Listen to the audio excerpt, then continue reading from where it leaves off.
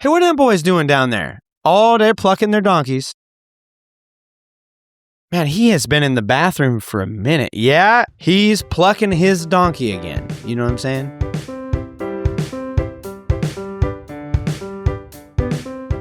Welcome back to Privy. Privy is a podcast about bathrooms, recorded from my home bathroom. I'm your host, Hunter Hoover, and I love bathrooms. Welcome back, everyone. Thank you for being here. And thank you for joining us for this season of Mist Madness. Many of you are at the point of this episode's release, either just building or maybe have finished building and have entered some of the earlier rounds of your various brackets that you build this time of year. We've discussed that it's bracket season. March has magically become bracket season, which is a fake and made up thing, really. But people like to make brackets, it turns out. We're making brackets for all sorts of stuff. Best ice cream, best friend, best TV show and or book. And so, as was noted, on Privy here, we wanted to do a bracket competition of bathroom air fresheners to determine what is the best via use and trial and error, and most popular via your engagement with this tournament of bathroom air fresheners online. So if you have not had a chance, as you listen to this episode, and hopefully my thoughts and the history that we're going to jump into here in a moment don't sway you too much. But if you have not yet, go rank your favorite bathroom air fresheners at the link in the description. And you can also check that out on our website, privy-cast.com. We'd love for you to go there and fill out your ranking of bathroom air fresheners. And if you're really brave, take a screenshot of the bracket, fill it in, maybe use the little notes thingy and write in there, and then email it to us, privycast@gmail.com. We would love to receive those and see what you think the bracket's going to turn out to be. We've been in Mist Madness all so far this month of March, and at the point of this episode's release, we're half over. And so, as we have the last half of the month for voting and ranking, we want to inform you of our number 1 and number 2 seeds for best air freshener. One of these air fresheners has been ubiquitous with the process of pooping and what you do as a result of what you leave there. And the other is honestly probably our newest and most recent contender entering the competition. While it does not look at the contenders in the order in which they are seated, we are going to observe them in this way, as it will lay the groundwork for what is, in many ways, the oldest of our deodorizer technologies, as it leads up to the newest of our deodorizing technologies.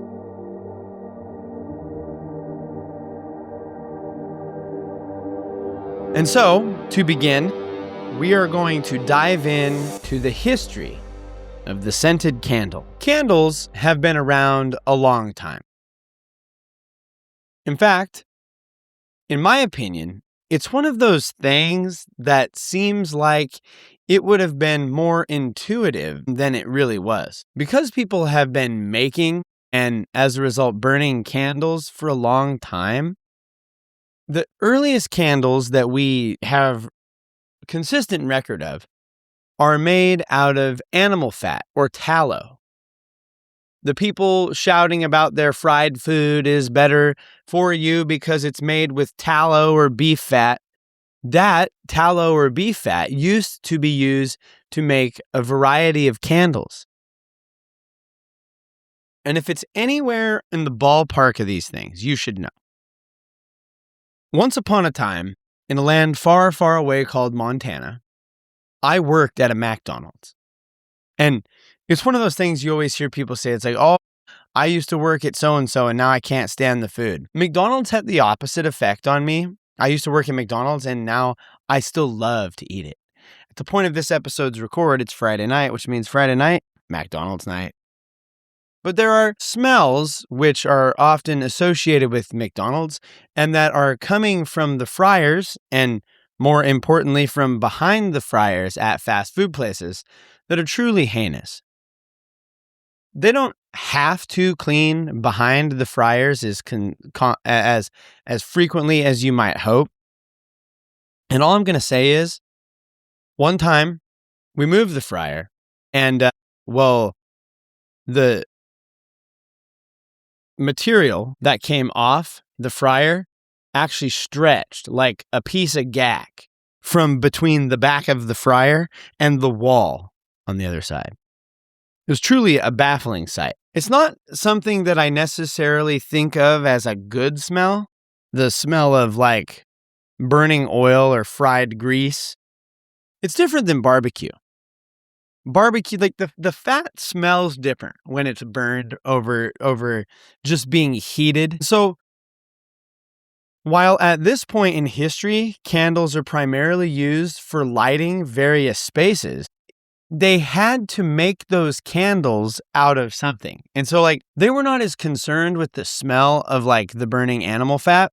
They just needed something to like keep their flame lit. They scrape up some old animal fat, mix it together in like a real pottery wax conglomerate, and call it an afternoon in the home fragrance aisle at Hobby Lobby.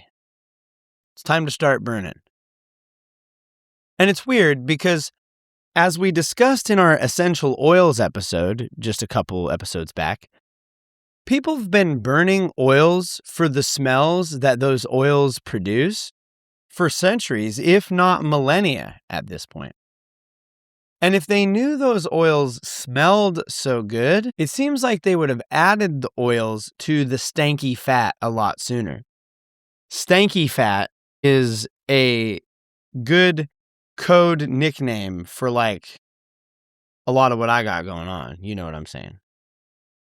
There's old stanky fat again. It should be noted that these candles were not candles, but they were more like wax torches. They would have a rag or some other sort of wood sticking out of the animal fat, much like we would see that wick coming out. We got to get him up here. There he is. There's the candle that I've been burning for our tests. It does smell good. I'm going to leave that open just for ambiance. But the oil acts as fuel to keep the candle lit while it burns the source of the wick of the candle. Like, that's what it's got going on. But again, these were not traditional candles in the sense that we're thinking. While the ancient Egyptians and other ancient cultures did eventually begin adding smells to the candles and torches they made, they weren't candles. Could you imagine, like, Indiana Jones or, like, National Treasures? They're, like, walking around in the dark with a torch lit, and they've got, like, their little torch, and they're walking around, and as a result, like, the crypt that they're creeping around in just smells like baked apple pie, or, like, sea breeze, or, like, fresh laundry, or some silliness like that. It's like, you know, the vibe down in this dank cave is something, but at least it smells like strawberry crumb cake. It really changes the vibe on a lot of those scenes. And it could be a great opportunity for some of these movie companies to introduce smell-o-vision. The Disney parks and the Universal Studios and the such have smell-o-vision in some of their like 4D rides. And maybe it's time for like the IMAX, 4D, whatever, to start adding smell-o-vision to things. It could be the market. The wicked candle's origin, though, because that's really the jump that we're talking about. We're talking about jumping from something that is essentially a torch with a stick sticking out of it to a wicked candle. But the wicked candle's origin is really an around-the-world grab bag of who made it here first. It's kind of like when you walk into a group of like any kids under the grade like 4 or 5, and you say, "Oh, somebody dropped this piece of candy. Whose is it?" It's truly everybody's candy. You know, it's the socialist little mini candy. Like somehow all kids own that piece of candy. That's kind of like what it is trying to track down where the wicked candle originally came from. Some records say the Egyptians had wicked candles. Some say that it was a Babylonian technology. Others say it was late Greek or early Roman advancements in the medium. Other accounts tie the wicked candle to China. Some of these reports state that the candles were made out of whale fat in China and may have even been using beeswax. I had a kid at the high school today. I work at the high school in special education. And I had a kid today tell me that they originally made candles out of earwax. Let's get it going. We're returning to the polar seltzer here. And first of all, I don't think so. I don't think they made candles out of earwax. Second of all, that's incredibly gross. Makes you want. I wonder if you could make a candle out of used gum. Makes a guy wonder, you know what I'm saying? Other people made candles from the Stellingia tallow, which comes from what is called the tallow tree, or is sometimes known as the Florida aspen or the popcorn tree. And what had really undergone much development is the candle wick. Like a lot of the oil and fat burning technologies remain similar. It's really like, how do we wick this G? You know what I'm saying? And while there were early plants and pieces of organic material used, the organic material, it should be noted, in some cases refers to bugs and other animal parts.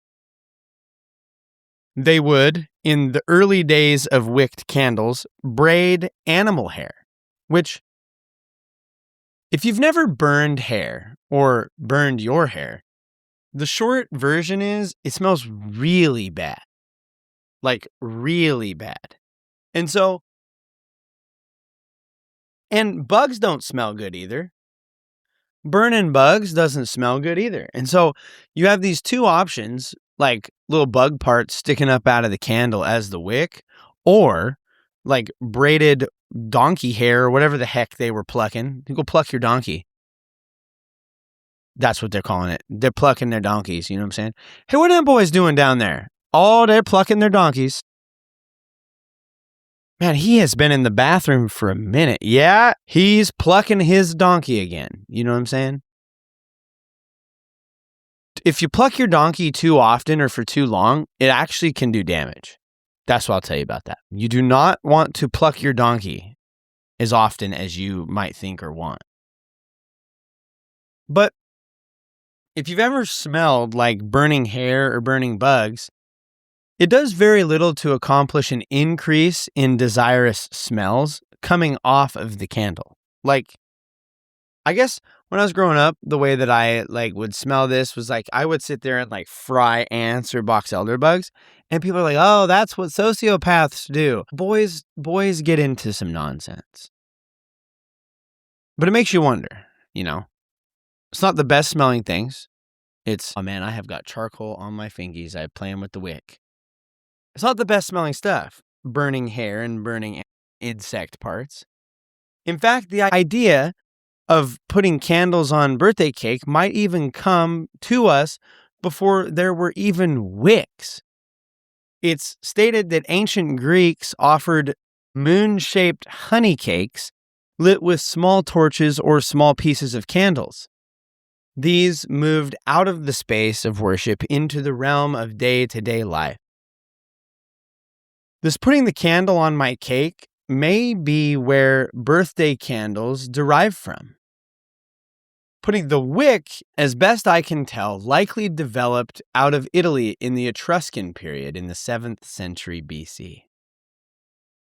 Candles, at the time, were essentially these long, thin candles called tapers, with wicks that ran down the center made of plant fibers that would be soaked in fat or pitch and allowed to cool in long sticks. I mean, these candles would be multiple feet long at times. But it should also be noted that these candles, primarily used for lighting again, were second to the use of oil lamps. Burning an oil lamp was actually preferred. And the burning oil lamps was preferred and was the primary source of lighting until that source was greatly diminished. When the Roman Empire collapsed, disruptions in trade interrupted the access to olive oil from the region. This made the use of fuel lamps more costly and more difficult to get the needed oil to supply those lamps. They, in turn, moved to another source of lighting. They turned back to the good old-fashioned candle. In the absence of readily available oil. And it kind of, it kind of makes sense. Like what was once what this is what we do. We're going to go back to just the old way of doing things. Let's get them candles in here. This use of candles really took off in the Middle Ages, where they were even more in need. And whenever you have a high need on an item, supply generally rises to meet the demand. Candle makers, known as chandlers, or in other places, smearmongry. That can't be right. Smearmonger. Smearmonger? I'm going to go with smearmonger. Some little smearmonger. Next time somebody really chaps your donkey, call him a smearmonger. Like, you son of a smearmonger. But these chandlers or smearmongers or candle makers, the baker, the taker, and the candlestick maker, originally made candles much like the ancients before them, from leftover fats saved from their kitchen. I think a new line of candles that smells like breakfast food that are made out of leftover bacon grease is in order. Like, I think that would be well received. It's like fat candles. TM. Fat candles actually could be pretty dope. Like, you get like smells that typically fat people like. Like, I like the smell of bacon. I like the smell of pancakes. I like the smell of McDonald's. And you just make candles smell like stuff that is like that. Like, they already do it for like ice cream treats and Little Debbie snacks and the cereal. I know there's a Lucky Charms or some sort of a Trix or something. And so you just take that like food idea and you pour it into the candle world. That makes me want to eat the candle. Looking at you, Native Deodorant, with all of your food-related names. But in the cases where these are coming from the kitchen, the schmearmonger actually oversaw the sauces, the making of vinegar, soaps, and cheese. All of these things were connected via the animal fats and byproducts of cooking. For some time, sheep's fat was actually the preferred.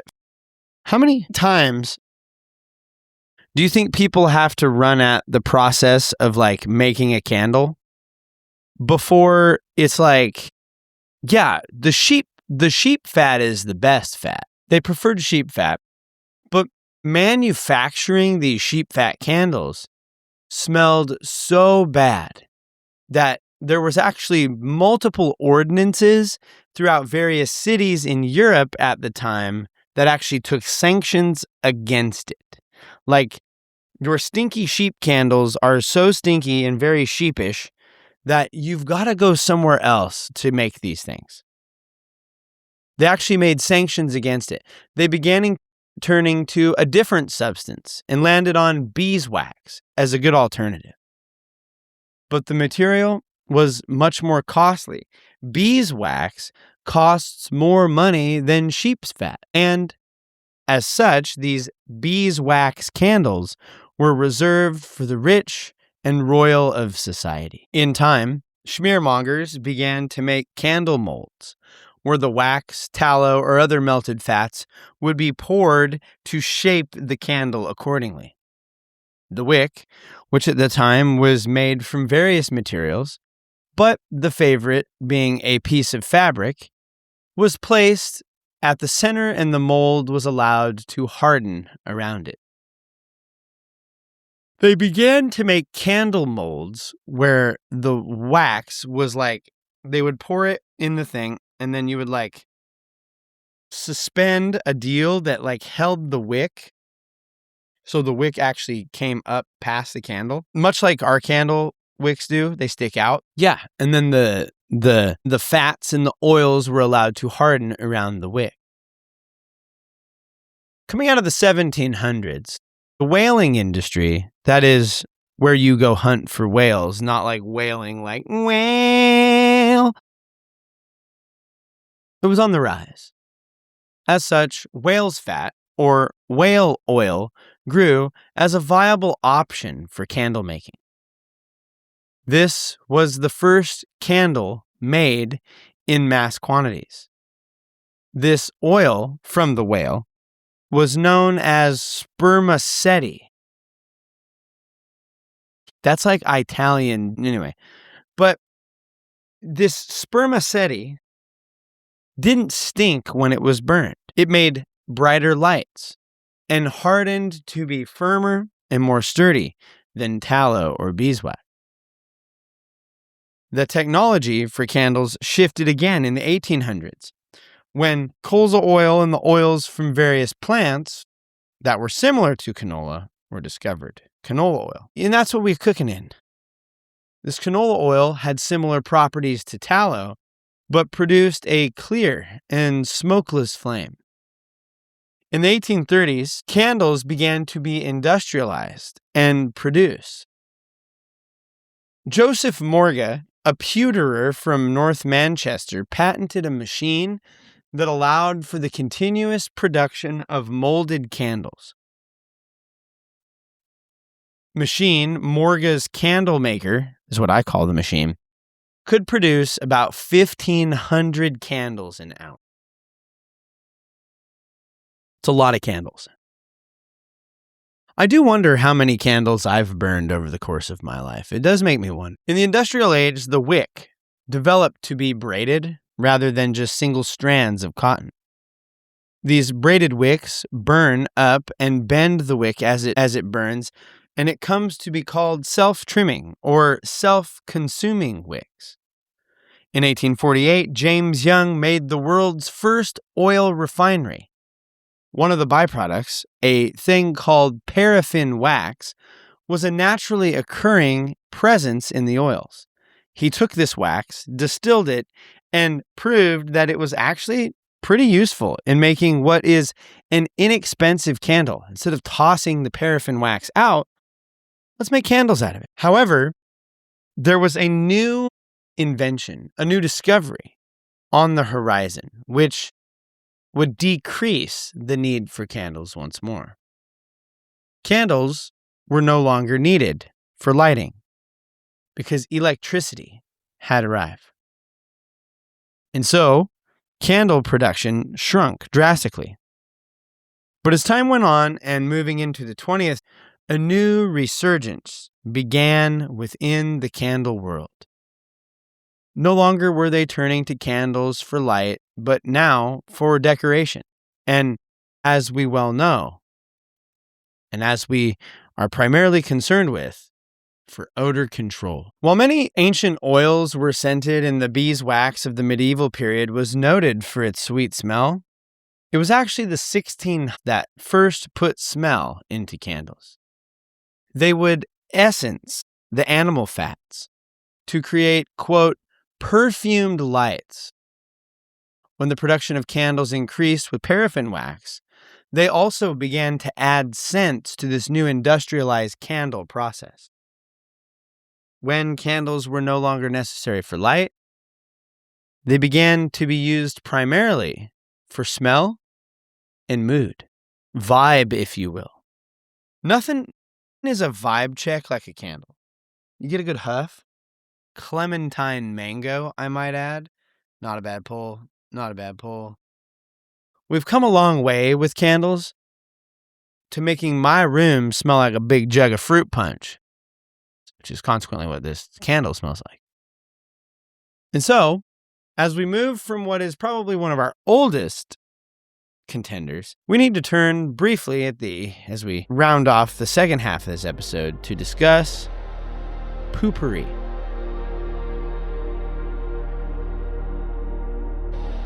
For those of you that do not know what Poopourri is, it looks like this. It comes in a little thing, and you do the thing. I'll explain it in just a moment.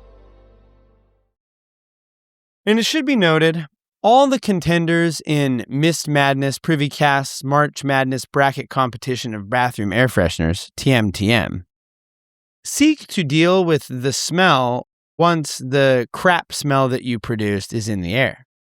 They don't do much to keep that bad reeking butt stank from getting in the air in the first place. As the story goes, that's actually exactly what happened. Entrepreneur Susie Baptiste, after 2 failed businesses, both of which were, well, you can go look her up and her failed businesses on your own time, but we'll just say they were interesting in nature. Susie Baptiste was inspired at a dinner party. As the story goes, one of the other guests had to use the restroom, and they left to do so, and they hit it hard. They blew that stank up. They blew it up. And the stink that they produced from their foul butthole actually disrupted everybody.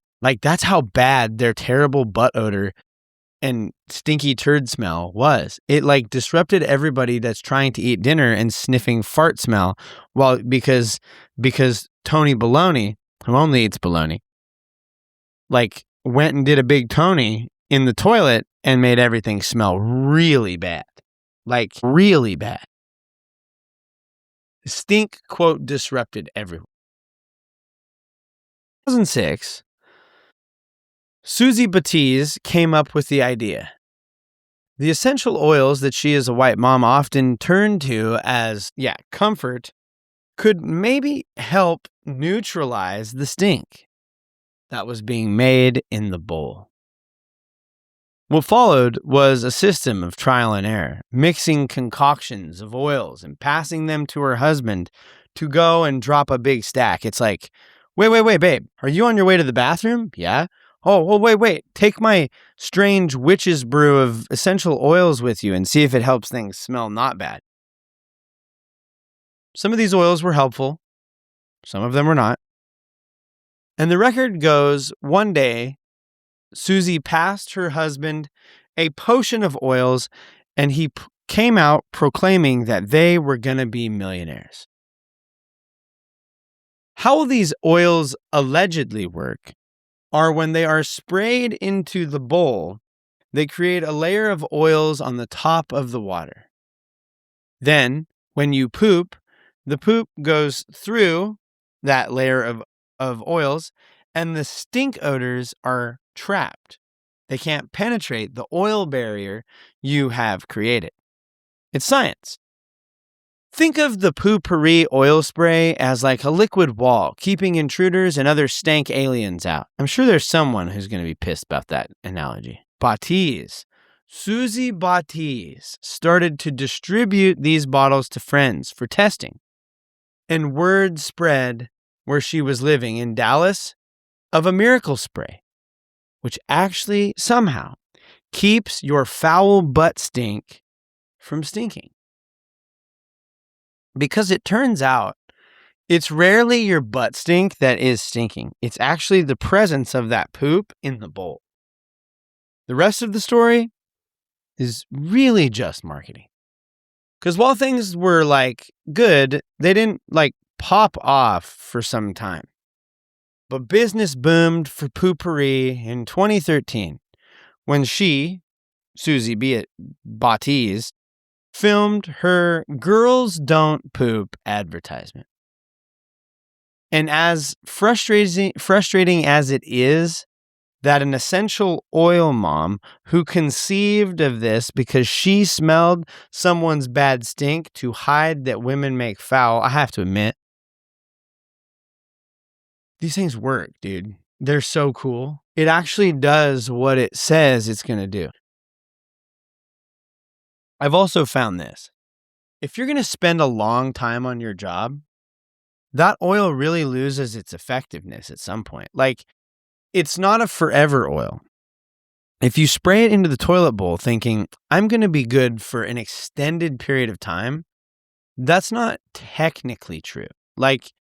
You are going to want to do your business and get on with your life. Because if you sit there, eventually the oil will rinse off and not be effective. It has a shelf life. I want them to make a coffee scented essential, Poopourri.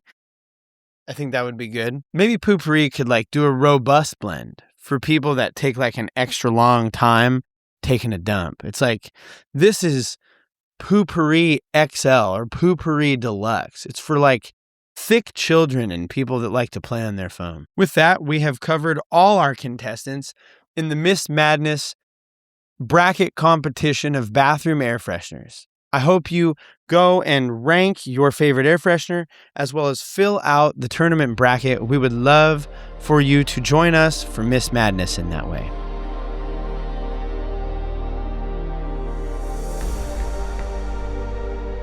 This brings us to the end of another episode of Privy. Please leave the show a rating and review. The 5-star options are preferred. And every rating and review you leave, we donate some money to Wounded Warriors International and Living Water as a reminder to keep pooping in the free world. That free world was not always free. And in pursuit of cleaner water for all. Not everybody has it, but everybody should. I would also welcome you to go check out the PrivyCast merch store, privy-cast.com/store. We've got some PrivyCast logo merch out there, and we are working on some of our other designs that we've had over the years in stickers. Go check it out. There's also a link to the Sticker Mule sticker store if you want to pick yourself up some PrivyCast stickers to rep in various ways. We've also got magnets. See? They're magnetic. Pick those up. That sticker store is available on the same spot, privy-cast.com/store. Follow us on social media. We're at PrivyCast. You can follow me. I'm at Alex. Go check it out. My son and I are doing some Pokemon card stuff. You can check it out at Rowlet Rips TCG. Looking for some Pokemon cards out here. It is tough. It is a tough landscape for Pokemon cards. If anybody's got a hot lead on some at or slightly above MSRP Ascended Heroes, hit me up. I would love to hear about that and purchase it. And if you're a scalper, if you're a Pokemon card scalper and you're listening to this, your behavior is unacceptable. You should feel bad for your behavior because you're doing a bad thing. Check out the website, privy-cast.com. While you're over at the store, click around. Go explore that. This brings us to the end of another episode of Privy. Thanks, Kevin and Poddington, and everybody else whose music contributed to this episode. Keep pooping in the free world. Own your stank. And now, as always, don't forget to flush.